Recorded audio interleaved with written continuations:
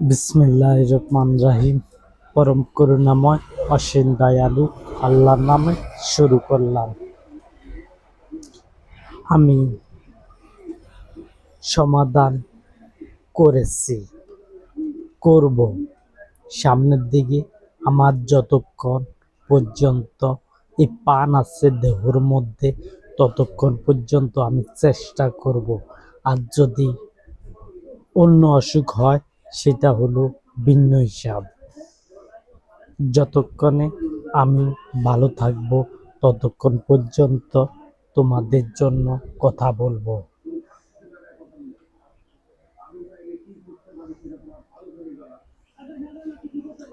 আমি এমন সমাধান করতে চাই,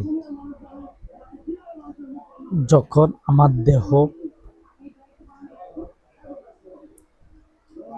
দেহর মধ্যে নিঃশ্বাস থাকবে, ততক্ষণ পর্যন্ত আমি জীবিত কথা বলবো।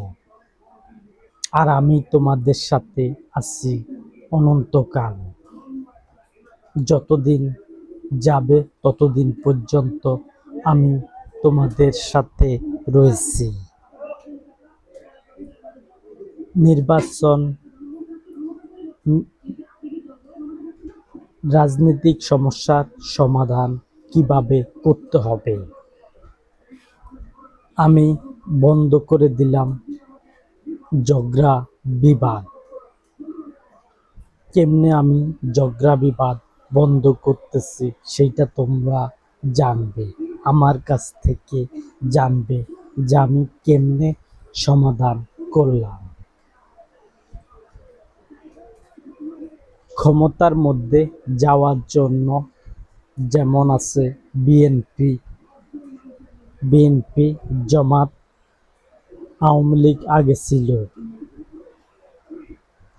এরা যখন ক্ষমতা যাইত, তখনই তাদের সাথে বিবাদ ঘটত।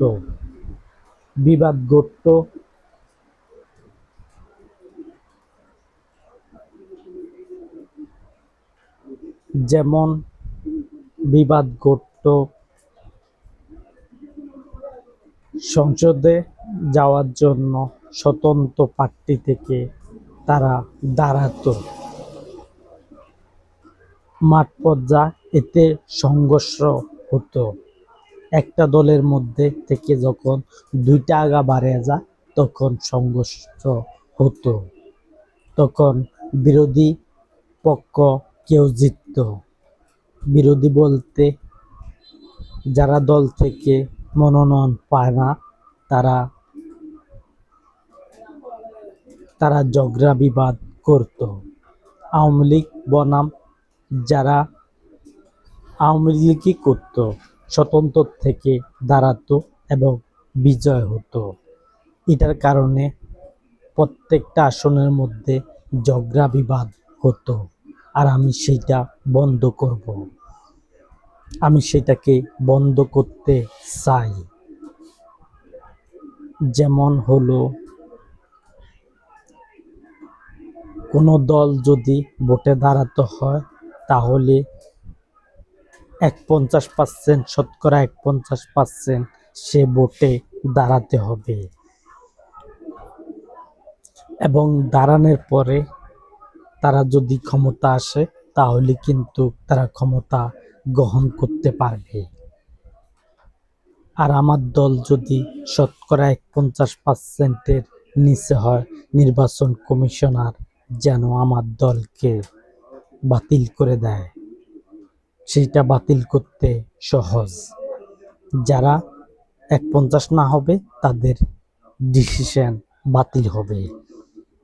আর যারা 50%-এর উপরে 50% যারা শতকরা দাঁড়াতে আমার দল যদি দাঁড়ায়, তাহলে আমার দল টিকে থাকবে। আর আমিও যদি 50% না দাঁড়াতে পারি, তাহলে আমার দল নষ্ট হবে। যে দেশের মধ্যে 50 না হবে, সেই দেশের মধ্যে নষ্ট হবে।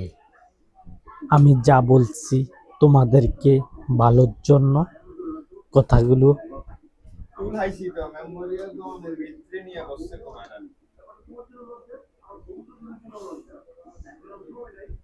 আমার দল যখন ক্ষমতা আসবে তখন কিন্তু কোনো স্বতন্ত্র থেকে দাঁড়াতে পারবে না। আর শয়তান পার্টি হলো তারা যারা আল্লাহ সুবহানাহু ওয়া তাআলার বিপক্ষে রাজনীতি করবে, তারাই হলো শয়তানের দল, শয়তানের অনুসরণকারী। আমি কারোর নাম দিয়ে বলছি না যে অমুকটা দল শয়তানের দল। আমি বলছি আল্লাহ সুবহানাহু ওয়া তাআলার মনোনীতর পরে যে দলটি দাঁড়াবে সেটা হলো ইবলিস বাহিনীদের দল। আল্লাহর বাহিনী থাকা সত্ত্বে অন্য দল সেখানে প্রতিষ্ঠিত হতে পারে না। আল্লাহ সুবহানাহু ওয়া তাআলা এই পৃথিবীকে বানাইছেন।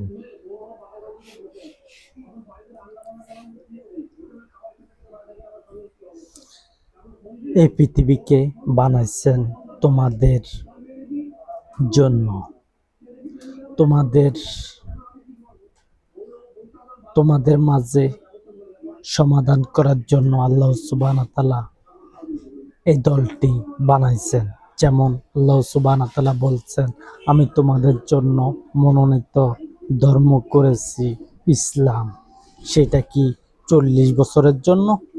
সেটা তো হতে পারে না। সেটা হলো 5 বছর 2 মাসের জন্য। আর আমি যদি ওইটা করতে পারি, কাবাঘরের ভিতরের ছবিটা যদি আমি দিয়ে যদি নির্বাচন করতে পারি, 50% প্রধানমন্ত্রী বানানোর পরে, তাহলে আমি সেই ভোটটা দেব 100 বছরের জন্য। তাহলে 105 বছরের জন্য, 105 বছর 2 মাসের জন্য আমার দল থাকবে, এর উপরে আর উঠবে না। 5 বছর যাবে, 5 বছর আসবে, এইভাবে চলতে থাকবে আমার দীর্ঘ ক্ষমতা, দীর্ঘকাল চলতে থাকবে, চরম সময় চলতে থাকবে। এই চরম সময় তোমাদেরকে নিয়ে আমি পাড়ি দিব, তোমাদেরকে নিয়ে আমি পাড়ি দিব চরম সময় 60,000 কোটি বছরের উপরে। 60,000 কোটি বছর একদিন হলে শেষ হবে চরম সময়, তারপরে হবে শেষ সময়। শেষ বলতে আর শেষ হবে না, শেষ চলতে থাকবে, আর শেষ হবে না যতক্ষণ পর্যন্ত আল্লাহ সুবহানাহু ওয়া তাআলা নতুন সিদ্ধান্ত না নেন। আল্লাহ সুবহানাহু ওয়া তাআলা যদি নতুন সিদ্ধান্ত নেন তাহলে এতে বিশ্বজগৎ ভাঙ্গা হবে, নয়তোবা হবে না। আল্লাহ সুবহানাহু ওয়া তাআলা বিশ্বজগৎ কখনো ভাঙবেন না। তোমাদের কাছে আল্লাহ সুবহানাহু ওয়া তাআলা নতুন কোনো সিদ্ধান্ত দিবেন না যে এই পৃথিবী শেষ হয়ে যাবে অথবা কোনো পৃথিবী শেষ হবে, সেটা শেষ হবে না। যতই ভাঙ্গা হোক, চূড়া হোক, শতকরা 97% উপরে মানুষ অথবা জীবজন্তু মরতে পারে, কিন্তু এর বাহিরে যাবে না এবং 98 পর্যন্ত পৌঁছবে না। যে 98% মানুষদেরকে অথবা জীবজন্তুকে একত্রে আল্লাহ সুবহানাহু ওয়া তাআলা মেরে ফেলছেন। 97 উপরে চলবে, শতকরা 97% উপরে চলবে।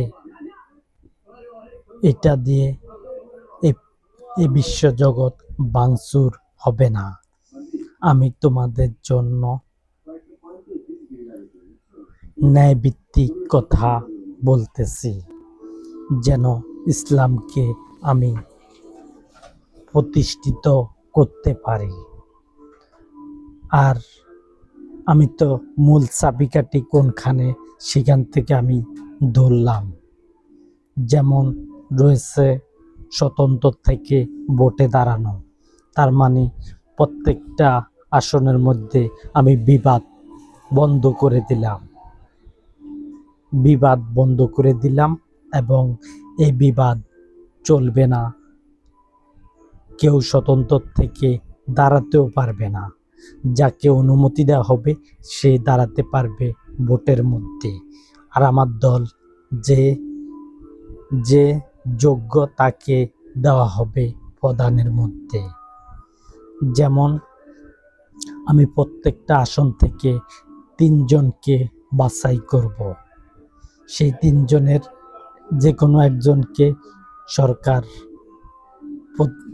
আমার দলের প্রধানমন্ত্রীরা যে ৩ জনের ভিতরে একজনকে পছন্দ করতে পারবে না। নিচের তনে যে ৩ জন সিরিয়াল মোতাবেক হবে, ১ নম্বর ৩ নম্বর সিরিয়াল মোতাবেক হবে।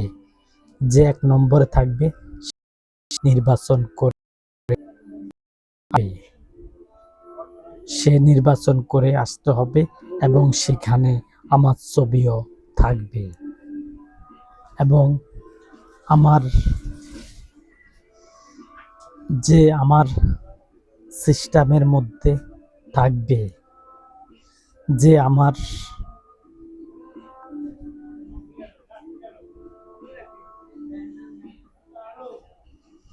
আমি এমন কথা বলছি যা তোমরা এই সম্পর্কে জানতে না, যে আমি কি কথা বলতে পারি। আমি এমন পয়েন্টের উপরে কথা বলি যা তোমাদের জন্য সহজ নয়, যে তোমরা সমাধান করতে পারো।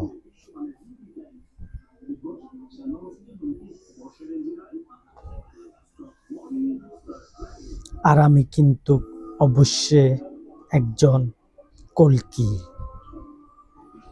আমি সমাধান করব। আমি রাজনৈতিক সমস্যার সমাধান করব। আর আমি তো দিচ্ছি না। কিভাবে আমি বন্ধ করে দিলাম যে কার্যযোগা বন্ধ হয়ে যাক, আর ৩ জনের মধ্যে একজন দাঁড়াতে পারবে ভোটের মধ্যে। একজন যদি মারা যায়, দ্বিতীয় জন তারকারাজি হয়ে যাবে। দ্বিতীয় জন যদি মারা যায়, তাহলে তৃতীয় জন তারকারাজি হয়ে যাবে। আর এই ৩ জন যদি মারা যায় গিয়া, একটা আসনের মধ্যে যদি ৫ বছর ২ মাসের ভিতরে যদি ৩ জন যে বাছাই করেছি সেই ৩ জন যদি মারা যায়, তাহলে সেখানে খালি থাকবে। ওই ৫ বছর পুরনো পর্যন্ত এখানে খালি থাকবো সে আসনের মধ্যে। আর নতুন কাউকে ২ মাস ৪ মাসের জন্য কাউকে ভোটের মধ্যে এনে সমাধান করা হবে না, সেখানে খালি থাকবে যদি ৩ জন মারা যায়। আমি তোমাদেরকে বলতেছি, মানব জাতিকে বলতেছি কথাগুলোকে, আর এবং আমার প্রধানমন্ত্রী তারকারাজি মন্ত্রীদেরকে কথাগুলো বলতেছি, যেন তারা জানতে পারে যে আমি কেমন ধরনের কথা বললাম। আর আমি রাজনৈতিক সমস্যার সমাধান করতে চাই, যেমন যুদ্ধ বন্ধ করতে চাই। এই পৃথিবীর মধ্যে এই যে যুদ্ধ চলতেছে, সেই যুদ্ধ কে থামাবে? কোনো প্রধানমন্ত্রী কি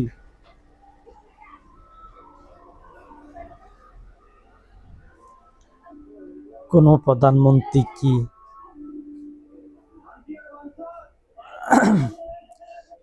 প্রধানমন্ত্রী কি যুদ্ধ থামাইছেনি? যদি থামে থাকে তাহলে দেখাও যে কোনটা থামাইছে। লক্ষ লক্ষ মানুষের প্রাণের বিনিময় যুদ্ধ থামাইছে, কিন্তু আমি যুদ্ধ থামাবো কোনো মানুষকে হত্যা না করে। কোনো মানুষকে হত্যা না করে আমার দলের কোনো মানুষকে হত্যা না করে আমি যুদ্ধ থামাবো। এই যুদ্ধ থামাতে আমার সময় লাগবে না বেশি একটা। যদি আমার কথা টিভি সেন্টারে উঠে তাহলে 3 মাসের ভিতরে এই পৃথিবীতে যুদ্ধ থামানো হবে। যেই কথাগুলো দরকার সেই কথাগুলো তখন বলবো, এখন বললে হবে না। তখন সেই কথাগুলো বলা হবে যে যুদ্ধ কিভাবে থামানো যায়। আর আমি এমন সিস্টেমে যুদ্ধ থামাবো, না মানুষ মরবে, না সেনাবাহিনী মরবে, কিবা আইন শৃঙ্খলা বাহিনী মারা যাবে, এরকম দিয়ে আমি যুদ্ধ থামাবো না। আমি আমি যুদ্ধ থামাবো ন্যায় নীতি কথা দিয়ে। এই পৃথিবীতে কোনো প্রধানমন্ত্রী যুদ্ধ থামাইছে? যেমন শেখ মুজিবুর রহমান যুদ্ধ থামাইছিল যুদ্ধের মাধ্যমে, যেমন গেরিলা যুদ্ধ এবং সরকার বনাম বিরোধী দল যুদ্ধ হয়েছিল দেশ ভাগ করার জন্য। তখন শেখ মুজিবের কথা শুনছিল মানুষ, ঝাঁপিয়ে পড়ছিল যুদ্ধের মধ্যে। কিন্তু এখন যুদ্ধ থামানো আস্তে চালা অন চালাচ্ছে।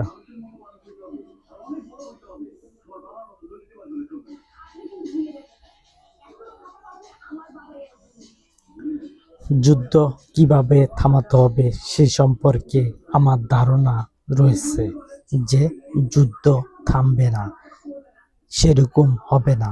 আর আমার নেতৃত্বে আমি কোনো সেনাবাহিনীকে অপরাধ ধরব না যে তারা অন্যায় করেছে।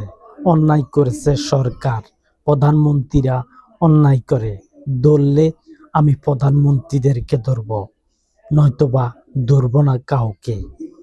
যুদ্ধক্ষেত্র যেভাবে হয়েছিল। আর শেখ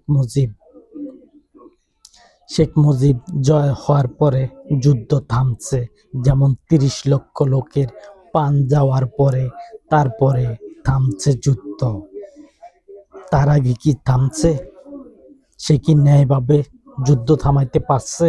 মানুষের লাশের বিনিময়ে যুদ্ধ থামছে, নয়তোবা যুদ্ধ তারা দুই দলের এক দলও আপোষ করে নাই। এই কারণে যুদ্ধ হয়েছিল এবং যুদ্ধক্ষেত্রে মানুষ মারা গিয়েছিল। এই কথা আমি তুলে ধরলাম, শেখ মুজিবের কথা আমি তুলে ধরছি, এবং কিভাবে যুদ্ধ থামানো হয়েছে সেটা তো তোমরা দেখছো।